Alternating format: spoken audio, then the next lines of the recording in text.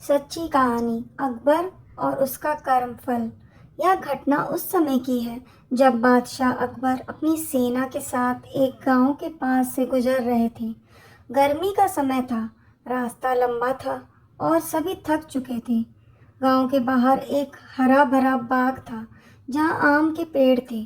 अकबर और उसके सैनिक वहीं रुके। वह बाग एक गरीब किसान का था जो अपने पेड़ों की बहुत देखभाल करता था। जब उसने देखा कि सैकड़ों सैनिक उसके बाग के आम तोड़ रहे हैं, पेड़ों को नुकसान पहुंचा रहे हैं, तो उसने हिम्मत कर बादशाह अकबर के सामने जाकर विरोध किया। हुजूर, ये पेड़ मेरे परिवार की रोजी रोटी है। आप सब जो आम ले गए वो ठीक है, पर पेड़ों को नुकसान मत पहुंचाइए। अकबर, जो उस वक्त थका और चिड़चिड़ा हो गया था, गुस्से में आकर बोला, तू मुझे आदेश देगा? तू जानता है मैं कौन हूँ? इस किसान को एक थप्पड़ मारो और इसे हटाओ। सैनिकों ने ऐसा ही किया। किसान चुपचाप चला गया, लेकिन जाते जाते उसने एक बात कही, बादशाह सलामत, आप राजा हैं, मुझे सजा दे सकते हैं, लेकिन याद रखिए, ईश्वर सबका न्याय करता है। आज मेरा दिन बुरा है, कल आपका भी आ सकता है। कुछ महीनों बाद अकबर को एक अजीब बीमारी हो गई।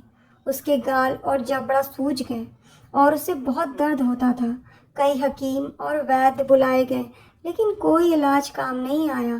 तब बीरबल ने कहा, जापना, क्या आपने हाल ही में किसी निर्दोष व्यक्ति को अपमानित किया है? कभी कभी यह रोग मन की बोझ से होता है, जिसे हम समझ नहीं पाते। अकबर को तुरंत उस किसान की बात याद आई। उसने उस गांव में संदेश भेजकर किसान को बुलाया।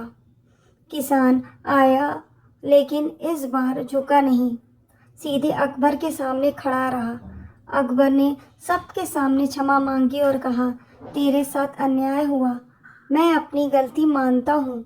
तुझे चोट पहुँचाकर मैंने अपने कर्मों का दाग लगाया है। किसान ने विनम्रता से कहा, जापना, आप ईमानदारी से पछता रहे हैं, यही सबसे बड़ा कर्म है। मैं क्षमा करता हूँ। कुछ ही दिनों में अकबर की बीमारी ठीक हो गई। उसके मन का बोझ हट गया।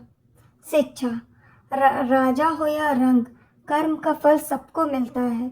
गलती करने से बड़ा धर्म है उस गलती को स्वीकार करना। यह घटना आज भी यह सिखाती है कि अहंकार से नहीं, विनम्रता से ही राजा महान बनता है।